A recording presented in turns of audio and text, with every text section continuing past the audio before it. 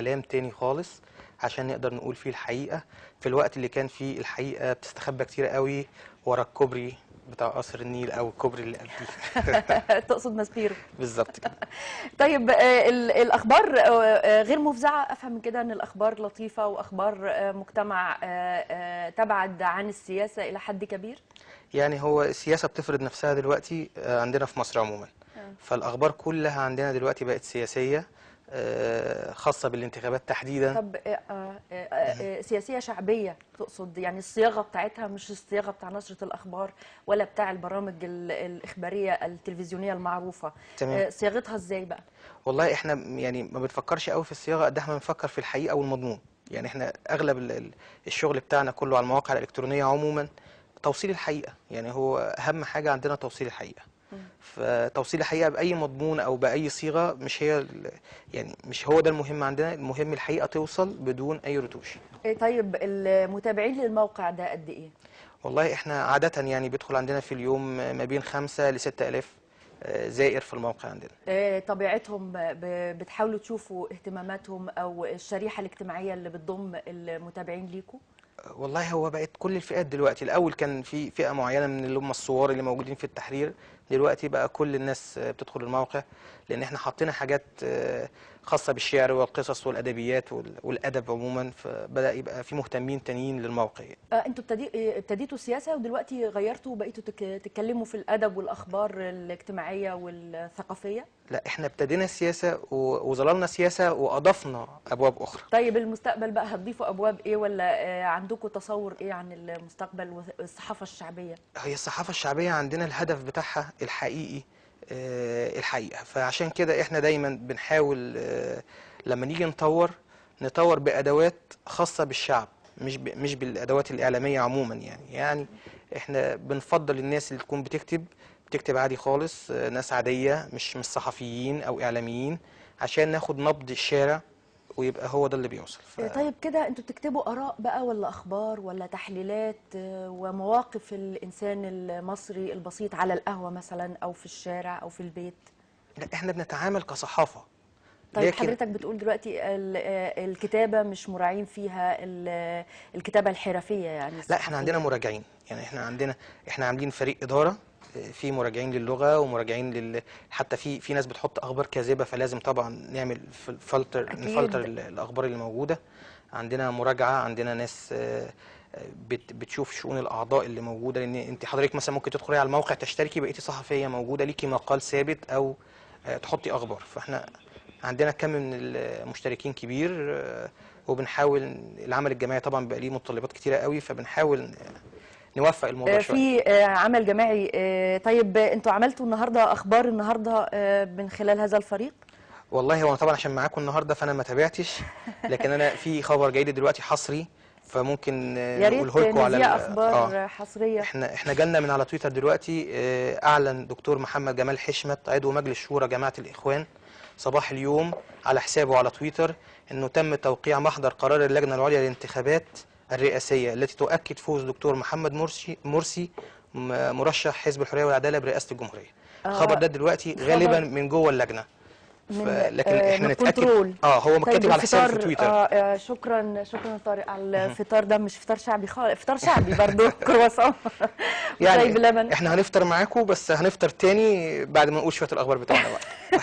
طيب الخبر ده خبر يعني طبعا الجماهير كلها مستنياه. طيب الخبر ده ازاي دخل اللجنة ومدى مصداقيته ازاي والله عرفتوا هو على عهده مصداقيته دكتور ازاي؟ محمد جمال حشمت، لان هو معمول على حسابه على تويتر، اه وده موجود دلوقتي. نقلته بس الخبر من بالظبط كده. من هو على عودته الحساب. هو، سواء الخبر كاذب او حقيقي، فاحنا بننقل بس اللي بيحصل قدامنا وبننقل اراء الناس. طيب ايه الاخبار التانية، يعني ده احنا خبر طبعا مهم طبعا وصدارة احنا مجهزين لكم الاخبار. شويه اخبار حلوه كده. يعني مثلا احنا عندنا كلينتون مستعدة لوضع حجاب حتى يصل الإخوان لحكم مصر، فطبعا ده ده خبر. تصريح لكلينتون ولا؟ ايوه بالظبط كده. فطبعا الخبر دوت معناه ان امريكا دلوقتي كمان عايزه الاخوان، فهي اعتقد ان الموضوع مش ان هي عايزه الاخوان قد ما هي عايزه الاستقرار يعني. طب الصياغة دي مين اللي عاملها؟ صياغة دي انها كانت على تضع صدى الحجاب. البلد، انا طبعا جايب لك الاخبار من مواقع كتيره متعدده. هو الخبر ده كان موجود على صدى البلد، حطه استاذ مدحت قلاده، تمام، وحطه امبارح. اه ايوه. هو طبعا بينتقد هنا الامريكان ان هم بيقولوا التصريحات ديت، وبيقول لهم انتوا مش فاكرين ابن لادن وقاعده وما خدتوش الدرس. فيعني هي كانت كلينتون صرحت اصلا ان القاعده من صناعه امريكيه منذ فتره قليله. الخبر تمام. اللي بعده خبر يا ريت يكون خبر مفرح بقى. يعني احنا خلينا بالترتيب كده. هو خلينا. هو يعني الخبر المفرح مش فارض نفسه دلوقتي على الساحه بتاعتنا، لكن احنا هنحاول نفرح احنا بالاخبار. نفرح بكل هي بالظبط الاخبار كده. ونحاول نجد فيها الجانب المشرق زي ما مهم. بيقولوا. احنا عندنا وكيل الاوقاف دكتور سالم عبد الجليل بيقول احذر من الغزو الشيعي لمصر. ده خبر هو حطه امبارح بردك في صدى البلد. وعندنا خبر جميل قوي عن المطابع الاميريه. ايه اللي حصل في المطابع هو الامريكيه؟ كان المطابع الاميريه كان صرح منهم من الموظفين او اللي هم شغالين في المطبعه نفسها ان هم سلموا بطاقات الاقتراع قبل 24 ساعه من الاقتراع نفسه لوزاره الداخليه. فهم بيشيلوا من نفسهم صفه التزوير او تسويد البطاقات اللي هم بيتكلموا عليها، وبيسلموا المهمه كلها للداخليه. فالمفروض الداخليه بقى تطلع بيان تقول لنا ايه اللي حصل في البطاقات اللي هم خدوها، اللي احتمال كبير قوي تاثر كتير على النتائج، اللي هم قالوا دلوقتي ان هي ما اثرتش، لكن احنا هنتوقع الايام اللي جايه هنتكلم تاني في تسويد البطاقات. طيب الغزو الشيعي ده برضو تفاصيل خبر الغزو الشيعي لمصر ازاي والله هيتم؟ هو بيقول ان بعض الائمه ما يقدروش يميزوا بين المذهب الشيعي والسني. فهو طبعا دي وجهه نظر دكتور سالم عبد الجليل، وبرضك لصدى البلد. يعني هو صدى البلد عامله معانا شغل الايام ديت عامله صدى كتير، جامد. عامله صدى كتير. ورئيس التحرير الاستاذ سعيد شعيب يعني نشيط جدا في الموضوع دوت. الخبر اللي بعده؟ الخبر اللي بعده كان في انباء النقل البحري اللي انا قلت لك عليه بتاع المطابع الاميريه. حتى هي جريده كمان متخصصه واصرت تحط الخبر، فده برضك من الحاجات المميزه في الموضوع. وبعدين عندنا بقى قيادي بالحريه والعداله اعلان شفيق رئيسا يعني انقلابا مرعبا وتزويرا مفضوحا. طبعا هو ده رايه كعضو في جماعه الاخوان، واحنا بنحترم اراء الناس كلها، بس بنقول مفيش يعني انقلابا مرعبا ولا اي حاجه. احنا الصناديق هتختار، واختيار الصناديق هيبقى واضح. ولو الخبر النهارده الحصري دوت اكيد، فيبقى احنا كده خلاص عرفنا الرئيس مين، وبنقول له مرحبا وشيل بقى معانا شويه وربنا يسهل. الخبر ونقيضه. طيب بعد كده؟ احنا عندنا في هنا تصريح لدكتور مرسي بيقول رئيس الوزراء القادم شخصيه وطنيه وحكومته ستكون ائتلافيه. طب ده تصريح يعني ده يعتبر هو قال ده الكلام ده تأكيد امبارح. على ان الخبر الاولاني الحصري ان دكتور محمد مرسي هو بالظبط اللي فاز في سباق الرئاسة. بالظبط كده. التصريح دوت كان على الوطن، على جريده الوطن. وبعديه على طول طلع وائل غنيم وقال اصطفافنا ليس من أجل الإخوان ولكن من أجل الشرعية. ده على موقع اسمه الأيام، بردك موقع متخصص للسيارات وبردك نزل أخبار سياسية. فإحنا بنتكلم إن دلوقتي ده موقع كان نقل بحري عن المواني ونزل خبر سياسي، وده موقع للعربيات ونزل خبر سياسي. فيظهر إن وسائل السياسة النقل بقت مهتمة يعني بالسياسة يظهر إن طبعا. السياسة فرضت نفسها في الموضوع قوي يعني. اكيد. تمام. وعندنا خبر جميل قوي، البرادعي وابو الفتوح يرسلان نائبين عنهما في مؤتمر مرسي اللي هو كان امبارح، وبيقولوا ان حمدين يغيب. احنا طبعا اهم حاجه عندنا ان القوى السياسيه كلها اتجمعت، وده خبر كويس. ونفطر بقى ولا ايه؟ صباح الخير. واحنا هنتابع مشاهدينا الكرام في فترة الفطار. بعدها هنتابع معاكم اهم الاخبار الالكترونية.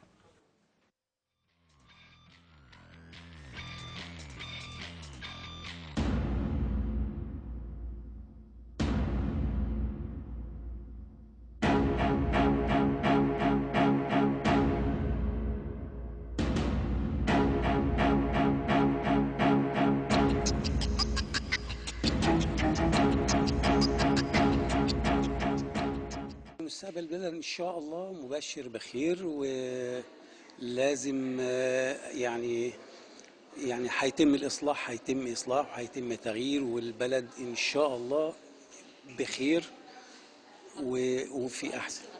المستقبل بيعني لك ايه؟ يعني إيه كلمة مستقبل بالنسبة لك؟ لا، المستقبل بيعني الأجيال القادمة، الأجيال التطور، التكنولوجيا، إزاي مصر العظيمة دي اللي العالم. أنا على فكرة بالمناسبة أنا عايش في فرنسا بقالي 32 سنة. أنا معايا الجنسية الفرنسية مش عشان حاجة، يعني مش بقولها علشان حاجة، ولكن لأن عايشين في بلد ديمقراطي، بلد حرية، بلد فيها انتخابات حقيقية، والأوروبيين شايفين مصر يعني بطريقة، بيشوفوا مصر طبعا دولة عظيمة لغاية دلوقتي. مصر مميزة بين دول العالم العربي، وبالتالي يعني المفروض نراعي نظرة الغرب لنا.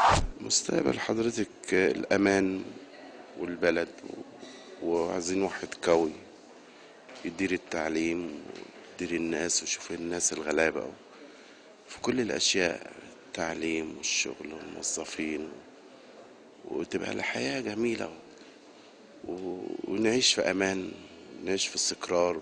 يعني شايفاه مبهر ان شاء الله وجميل وفي كل خير ان شاء الله، وانا متفائله يعني. أنا متفائل طبعا، لأن معروف إن لازم يعني أي فترة بتمر بصعوبات معينة يعني. فيعني محتاجين إن احنا نكون في صبر شوية، في تفاهم شوية، ونحط إيدينا في إيدين بعض على أساس إن احنا يعني تبقى بداية بالنسبة لنا يعني. بس يعني إذا كان مرشح ده أو مرشح ده. لا والله بقى، هو كلمة المستقبل دي بتعني لي حاجات كتير جدا. أول حاجة مستقبل ولادي، مستقبل أولادي. يعني إذا كان على النهضة، عايز أول حاجة نهضة بلدي. مش يعني هي دي اللي تعني لي في كل شيء. ما في نشيل الصراعات الشخصية دي في جانبا كده، وبعدين نبص بقى للبلد الأول، البلد تنمو وتزدهر، وبعدين نبص ان احنا كل واحد يشوف هو عايز يعمل ايه ويعملها بحيث ان بلدنا تبقى احسن بلد. احنا مش اقل من اي حد. احنا مصر غنيه بولادها، غنيه بتراثها، غنيه بفنها، غنيه بكل حاجه. احنا بنتكلم واحنا في الاوبرا، مواهب كنا المفروض تشوفوها من نص ساعه بتعمل اعجاز فني، مش هقول لحضرتك يعني ايه. فربنا يسهل يعني، وان شاء الله يعني. على المستوى السياسي بقى، اتمنى ان بلدي تبقى قمه في الديمقراطيه، تبقى قمه في الممارسة السياسية، قمة في احترام القانون، قمة في احترام الدستور، قمة في كل حاجة. عودة مشاهدينا الكرام إلى يوم جديد، وضيفنا الأستاذ عبد الفتاح يوسف إسماعيل. وإحنا كنا قلنا هنتكلم عن الأخبار الإلكترونية الأخيرة من عندنا إحنا بقى أستاذ عبد الفتاح. الأخبار: كبار الساسة البريطانيين أمام لجنة فضيحة التنصت على الهواتف التي تبحث عن في العلاقة ما بين إمبراطور الإعلام روبرت ميردوخ وكبار الساسة البريطانيين حول تنصت الصحفيين على رسائل هواتف كبار الساسة في بريطانيا، والتي أقفل على أثرها أحد أشهر الصحف البريطانية نيوز أوف ذا وورلد. أمام اللجنة هيقف كل من كاميرون رئيس وزراء بريطانيا الحالي، وجون ميجور، وجوردون براون الذي شغلوا نفس المنصب من قبل، بالإضافة لبعض الشخصيات وكبار السياسيين. خبر تاني بنتنقل. قبل ما نتنقل، حضرتك سمعت الموضوع ده، التنصت على الهواتف حصل فيه ايه؟ هو المفترض في مصر طبعا في حاجه زي كده؟ لا، في مصر في عندنا حاجات اقوى من كده شويه. احنا مش بنتصنت بالتليفونات بس، احنا كمان في دلوقتي الكاميرات بقت موجوده في كل مكان، اللي هي الاقلام والميداليات، وكله بيحاول يجيب الخبر دلوقتي من اي مكان. فانا اعتقد ان حريه الصحافه والاعلام طالما هو مجرم وهيتسجل له حاجه او هيتصور له حاجه، فاحنا لازم نوافق على الكلام دوت، لان ده هيفيدنا في الوطن يعني، لكن بحدود وبقوانين. طيب، احنا هنقول الخبر اللي بعد كده على فكرة عن الهواتف المحمولة وتطورها. يعني دلوقتي بقى سباق زي أفلام الجاسوسية زمان، الولاعة اللي فيها كذا. تمام. طيب، القوانين، ما فيش قانون طبعا بيجرم الأحداث دي. لا، عندنا في مصر التنصت ده طبعا عندنا في مصر لا، هو مجرم في طبعا. حرية تعبير. احنا عايزين حرية الرأي والتعبير تكون متاحة للجميع. يعني حرية شيء متاح بشكل مبالغ فيه، وفي نفس الوقت برضو ما فيش معلومات. نتمنى ده يكون مهمة من مهمات الرئيس القادم بإذن الله. طيب، الخبر بيقول تطبيق الصورة البانورامية على الهواتف المحمولة. حضرتك عرفت الخبر ده؟ أنا عارف إن هم عملوا زي شبكة ويبدأ تاخد بالكاميرا فيبدا ينزل على الشبكه دي الزوايا كلها، فياخد يعني الاستوديوز اللي احنا فيه ده يتاخد بالاربع زوايا كصوره قريبه من الفور دي يعني، بس صوره حقيقيه. ده خبر ده بالموبايل، ده بالموبايل ممكن بالظبط عمل كده. قناة اللي هي تلفزيونية بانوراما بالموبايل 360 تقريبا اسمها. بالضبط. هي بانوراما 360. هو الموضوع قابل للتنفيذ، ودلوقتي كل انسان من حقه استوديو يعمل فيه 4 أبعاد زي ما بيقولوا. بالظبط كده. الأخبار السريعة بقى نرجع. فاجأتها الولادة وهي في البيت لوحدها، وكانت الولادة سريعة جدا بحيث انها ما قدرتش تستنجد بحد غير ابنها اللي عمره 5 سنين. الطفل ساعدها في الولادة وإنقاذ حياة أخوه المولود الجديد، وحل البيبي من الحبل السري ولفه بفوطة وقام بتنظيفه. ده دكتور أيضا في ده كلية الطب 5 دلوقتي. سنين 5 ده سنين يعني خلاص ده يتخرج على طول طبيب. لا طب الفطرة عرف التفاصيل دي ازاي؟ يعني ممكن لحد كبير ما يعرفش هو انا التفاصيل اعتقد دي. ان والدته كانت واعيه وكانت كانت بتساعده، في وعيها وكانت برضو. بتقول له ارشادات، وفي السن ده ممكن ينفذ يعني. هي الام في الولاده صراحه بيبقى فيها وعي استثنائي، يعني حتى تمام بتعمل حاجات الحفاظ على الجنين ما نفسه او بتعملهاش المولود بشكل ما كويس. بتعملهاش في الحياه الطبيعيه. بالظبط. خبر يعني صعب بصراحه يعني، بس أهو. بس قوي. شاكيرا حامل، يعني ده خبر الف مبروك. خبر ألف من مبروك. في تونس بقى، خبر من تونس. فناني تونس يقاطعون مهرجان قرطاج احتجاجا على التهميش. في مشكلة في تونس بين الفنانين والحكومة وعدد من الوزراء في الحكومة الحالية. أمريكا طرد محاضر يتكلم بطريقة سلبية عن الإسلام، وهو كان بيعمل في وزارة الدفاع الأمريكية. بليونير أمريكي، شوية بقى تطرف رأسمالي، يشتري إحدى جزر هاواي اسمها لاناي بمبالغ فلكية، ولم يحدد ماذا سيفعل في هذه الجزيرة هو لسه بالظبط. يعني مش عارف هو يعمل فيها ايه، ممكن يعملها يعني جراج على فكره. يعني طب فعلا الصياغة ولم يحدد ماذا سيفعل بها بالظبط. يعني عادة هو بيبقى حب فيه الامتلاك، هو موضوع حب امتلاك بس غالبا يعني. سواحل الجزيرة بقى 50 ميل يعني 50 ميل تقريبا. الأخبار الثقافية، بنتنقل للأخبار الثقافية. أليس ووكر الحاصلة على جائزة بوليتزر العالمية ترفض صدور نسخة إسرائيلية من كتابها الشهير اللون البنفسجي، اعتراضا على ما يمارسه الإسرائيليون من ظلم للفلسطينيين. وفي إنجلترا محلات الكتب المستقلة في خطر في مواجهة مواقع بيع الكتب على شبكة الإنترنت. طبعا في الكتب على النت دلوقتي ما عادش حد بيشتري كتب بكثافة زي الأول طبعا، بس هو الكتاب ليه معزة خاصة عند القارئ المثقف القديم، القارئ القديم شوية المتعود على اعتقد ان ده هيفقده الكتاب مع الجيل الجديد بعد كده. الجيل، تفتكر كده؟ وده هيخلي العلم عموما هيبقى اسهل كمان، لان هيبقى مفيش حاجه للمواد اللي هي مكلفه للكتب عشان تتوزع. الدروس الخصوصيه. طيب لا، الدروس الخصوصيه ما اعتقدش انها هتتلغي عندنا دلوقتي لسه شويه. احنا مجموعه اخبارنا خلصت كده لحد دلوقتي. احنا معانا دلوقتي فاصل زي النهارده ونرجع لكم مع يوم جديد. وقبل ما نروح الفاصل نشكر ضيفنا الاستاذ عبد الفتاح يوسف اسماعيل. شكرا.